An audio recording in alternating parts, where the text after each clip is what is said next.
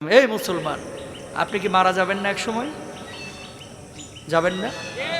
হয়তোবা কোনো গরমকালে আপনি মারা যাবেন, অথবা বর্ষাকালে মারা যাবেন। যেদিন আপনি মারা যাবেন, রূহটা যখন কবজ হবে, দেখবেন অনেক মানুষ ফেলায় তাকায় থাকে, কথা বলতে পারে না। আপনি মনে করেন যে তার এখন পিপাসা লাগছে, কারণ রূহ কবজ শুরু হয়ে গেছে ভিতরে। দুনিয়ার সবচেয়ে কঠিন সময় হচ্ছে এই সময়টা, যে সময়টা মানুষের রূহটা কবজ হবে। তখন আপনি যে এই যে মুখে পানিটা ঢেলে দেন, দেখবেন যে পানিটা গিলতে পর্যন্ত পারে না, ঠোঁটের দুই কিনারা দিয়ে ওই পানিটা বের হয়ে যায়।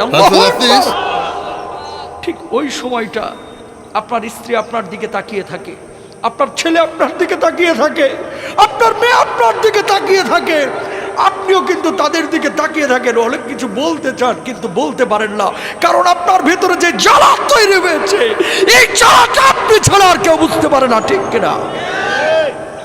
যখন মালাকুল মাউত রূহটা কবজ শুরু করে, মানুষজন যারা অপরাধী বারবার একটা কথা বলে, ও মালাকুল মাউত, এবারের মধ্যে আমাকে ছেড়ে দাও, আমাকে নিও না, এবারের মধ্যে তুমি আমাকে ছেড়ে দাও, আমাকে নিও না, আমাকে 10টা দিন সময় দাও, 2টা দিন সময় দাও, এই অবস্থায় আমি কবরে গেলে আমি জাহান্নামী হব, আমাকে মাফ করে দাও, আমার রূহটা এখন কবজ করো না। কিন্তু আমার আল্লাহ রাব্বুল আলামিন কি বলছেন? হাত্তা ইযা জাহাদাহুমুল মাউত ক্বালা রাব্বিরজিউন লাআল্লি আ'মালা সালিহান ফীমা তারাকতু কাল্লা। আমার আল্লাহ রাব্বুল আলামিন বলছেন, এই দুনিয়ার মানুষ, তোরকে আমি 60 বছরের জীবন দেই নাই, তোরকে আমি 40 বছরের জীবন দেই নাই, তুই কেন তখন বুঝলি না? কেন সৎ কাজ করলি না? কেন তওবা করলি না?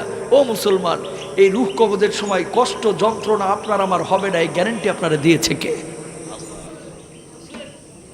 যন্ত্রণা। আল্লাহর নবীর যখন রূহটা কবজ করা হচ্ছে, নবীজির কপালটা বারবার ঘেমে যাচ্ছে। আম্মা জান আয়েশা বলতেছেন, ইয়া রাসূলুল্লাহ, আপনার